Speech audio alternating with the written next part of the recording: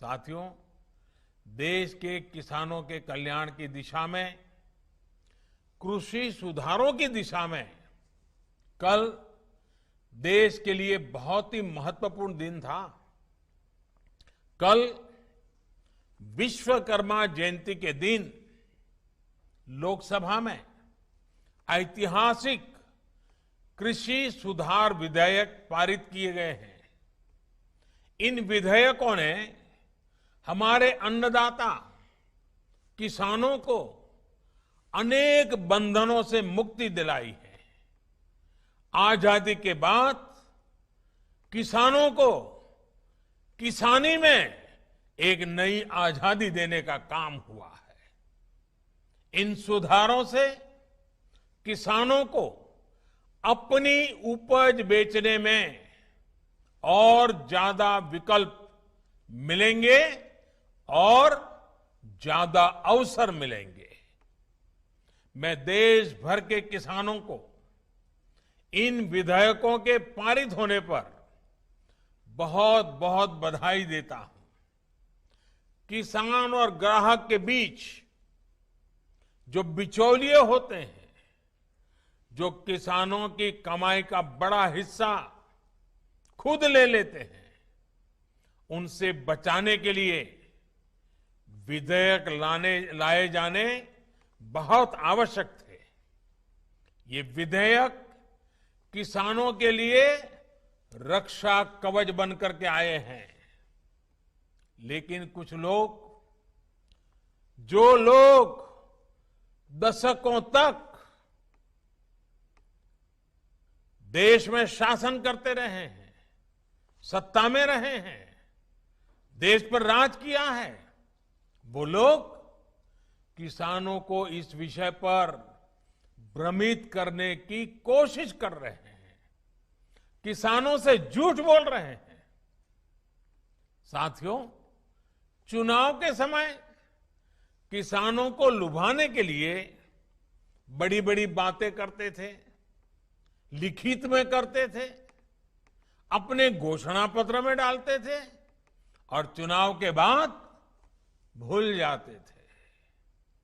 और आज जब वही चीजें जो इतने दशकों तक देश में राज करने वाले लोगों के मैनिफेस्टो में है, वही चीजें भारतीय जनता पार्टी एनडीए सरकार कर रही है, किसानों को समर्पित हमारी ये सरकार कर रही है, तो ये भांति भांति के भ्रम फैला रहे हैं।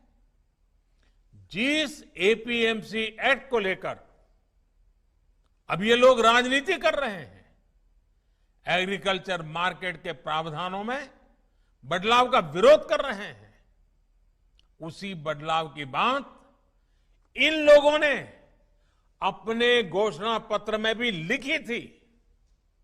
लेकिन अब जब एनडीए सरकार ने यह बदलाव कर दिया है, तो ये लोग इसका विरोध करने पर, झूठ फैलाने पर, भ्रम फैलाने पर उतर आए हैं। सिर्फ विरोध के लिए विरोध करने का ये एक के बाद एक अनेक उदाहरण सामने आ रहे हैं। लेकिन ये लोग ये भूल रहे हैं कि देश का किसान कितना जागृत है। वो ये देख रहा है कि कुछ लोगों को, किसानों को मिल रहे नए अवसर उनको पसंद नहीं आ रहे हैं। देश का किसान ये देख रहा है कि वो कौन से लोग हैं जो बिचौलियों के साथ खड़े हैं। साथियों, ये लोग एमएसपी को लेकर बड़ी बड़ी बातें करते थे, लेकिन कभी अपना वायदा पूरा नहीं किया। किसानों से किया ये वायदा अगर पूरा किसी ने किया है तो भाजपा एनडीए की वर्तमान सरकार ने पूरा किया है। अब ये दुष्प्रचार किया जा रहा है कि सरकार के द्वारा किसानों को एमएसपी का लाभ नहीं दिया जाएगा। ये भी मनगढ़ंत बातें कही जा रही हैं कि किसानों से धान, गेहूं इत्यादि की खरीद सरकार द्वारा नहीं की जाएगी। ये सरासर झूठ है, गलत है, किसानों के साथ धोखा है। हमारी सरकार किसानों को एमएसपी के माध्यम से उचित मूल्य दिलाने के लिए प्रतिबद्ध है। पहले भी थे, आज भी हैं, आगे भी रहेंगे। सरकारी खरीद भी पहले की तरह जारी रहेगी। कोई भी व्यक्ति अपना उत्पादन जो भी वो पैदा करता है दुनिया में कहीं भी बेच सकता है, जहां चाहे वहां बेच सकता है।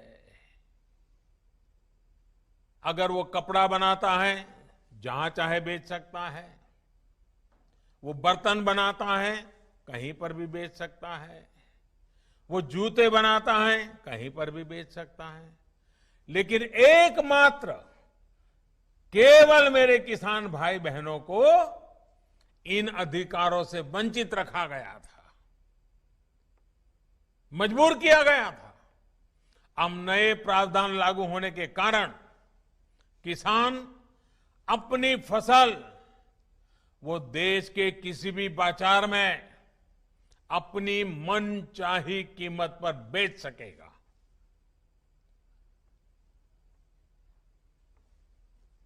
ये हमारे कोऑपरेटिव्स, कृषि उत्पादक संघ, एपीओस और बिहार में चलने वाले जीविका जैसे महिला स्वयं सहायता समूहों के लिए एक सुनहरा अवसर लेकर आया है।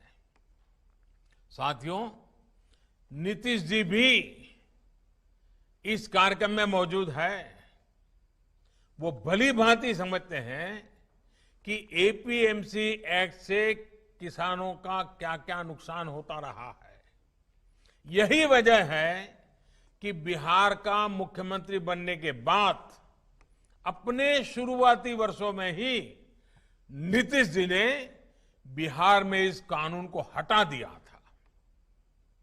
जो काम कभी बिहार ने करके दिखाया था, आज देश उस रास्ते पर चल पड़ा है। साथियों, किसानों के लिए जितना एनडीए शासन में पिछले 6 वर्षों में किया गया है, उतना पहले कभी नहीं किया गया। किसानों को होने वाली एक एक परेशानी को समझते हुए, एक एक दिक्कत को दूर करने के लिए हमारी सरकार ने निरंतर प्रयास किया है।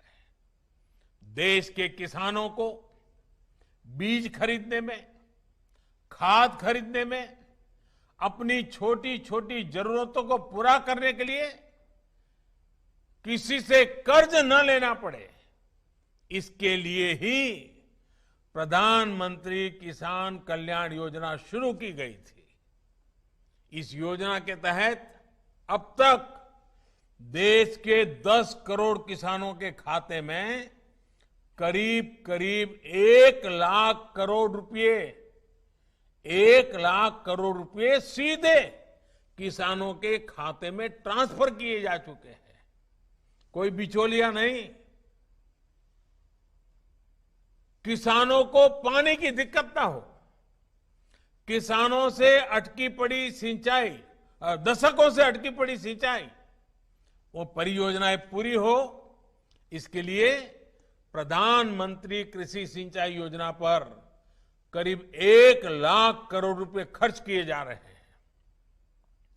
वो यूरिया जिसके लिए लंबी लंबी लाइनें लगती थी, जो किसानों के खेत में कम और फैक्ट्रियों में ज्यादा आसानी से पहुंच जाता था, अब उसकी 100% निम कोटिंग की जा रही है।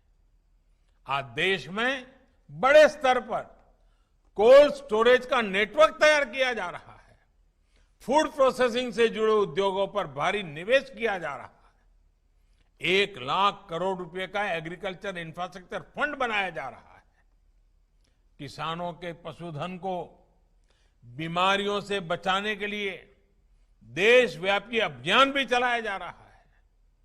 मछली उत्पादन बढ़ाने के लिए, मुर्गी पालन को प्रोत्साहन के लिए, शहद उत्पादन बढ़ाने के लिए, दूध उत्पादन बढ़ाने के लिए किसानों को आय बढ़ाने के अतिरिक्त विकल्प देने के लिए केंद्र सरकार निरंतर कार्य कर रही है।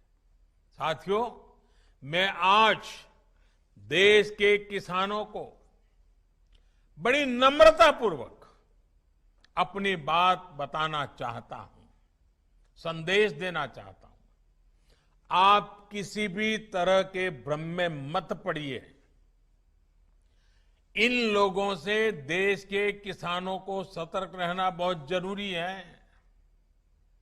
ऐसे लोगों से सावधान रहें जिन्होंने दशकों तक देश पर राज किया और जो आज किसानों से झूठ बोल रहे हैं। वो लोग किसानों की रक्षा का ढिंढोरा पीट रहे हैं, लेकिन दरअसल वे किसानों को अनेक बंधनों में जकड़कर रखना चाहते हैं। वो लोग बिचौलियों का साथ दे रहे हैं। वो लोग किसानों की कमाई को बीच में लूटने वालों का साथ दे रहे हैं। किसानों को अपनी उपज देश में कहीं पर भी किसी को भी बेचने की आजादी देना बहुत ऐतिहासिक कदम है। 21वीं सदी में भारत का किसान बंधनों में नहीं, भारत का किसान खुल करके खेती करेगा, जहां मन आएगा अपनी उपज बेचेगा, जहां ज्यादा पैसा मिलेगा वहां बेचेगा, किसी बिचौलिए का मोहताज नहीं रहेगा और अपनी उपज, अपनी आय भी बढ़ाएगा। ये देश की जरूरत है और समय की मांग भी है।